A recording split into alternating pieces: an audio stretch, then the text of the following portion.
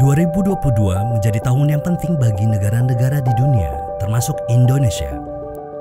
Dampak dari COVID-19 yang masih terasa menyisakan banyak perbaikan di berbagai sektor dan mengubah banyak hal. Pemulihan ekonomi menjadi fokus yang diperhatikan oleh pemerintah dan menjadi tantangan di tahun ini.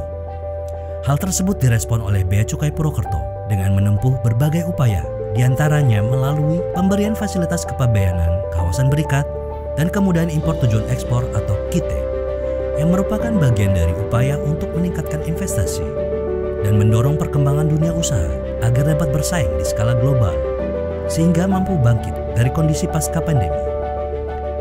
Hasilnya, 2 pengusaha kawasan berikat dan 5 pengusaha KITE IKM berhasil ditambahkan menjadi pengguna jasa baru di tahun 2022 dan berkontribusi menyerap lebih dari 7.500 tenaga kerja. Sehingga total pengguna jasa di Bea Cukai Purwokerto menjadi 9 pengusaha kawasan berikat, 14 pengusaha KITE IKM, dan 22 pengusaha barang kena cukai. Sektor UMKM juga tidak luput dari perhatian kami. Bea Cukai Purwokerto bersama dengan pemerintah daerah dan instansi terkait terus menempuh berbagai langkah strategis untuk mendukung UMKM go internasional. Dari sisi penerimaan, Bea Cukai Purwokerto berhasil melampaui target penerimaan yang ditetapkan, yaitu sebesar 313,93 miliar dari target 271 miliar atau mencapai 115,84%. Fokus menjalankan fungsi fasilitasi perdagangan dan industri tidak mengurangi kinerja kami dalam melindungi masyarakat dari barang-barang berbahaya dengan mengupayakan kegiatan patroli darat dan operasi penindakan dengan menghasilkan hasil penindakan sebanyak 69 kali berupa 60 penindakan di bidang cukai, 1 penindakan di bidang kepabeanan, dan 8 penindakan NPP. Dengan perkiraan nilai barang mencapai 1,28 miliar dan kerugian negara yang berhasil diamankan sebesar 904,3 juta rupiah. Kami menyadari segala upaya tidak akan optimal bila hanya dilakukan sendiri. Berbekal sinergi dengan berbagai pihak seperti Satuan Polisi Pamong Praja dan pemerintah daerah, kami gencarkan berbagai kegiatan sinergi, audiensi, dan koordinasi seperti operasi gabungan yang dilakukan sebanyak 8 kali dan sosialisasi bersama terkait barang kena cukai hasil tembakau sebanyak 25 kali.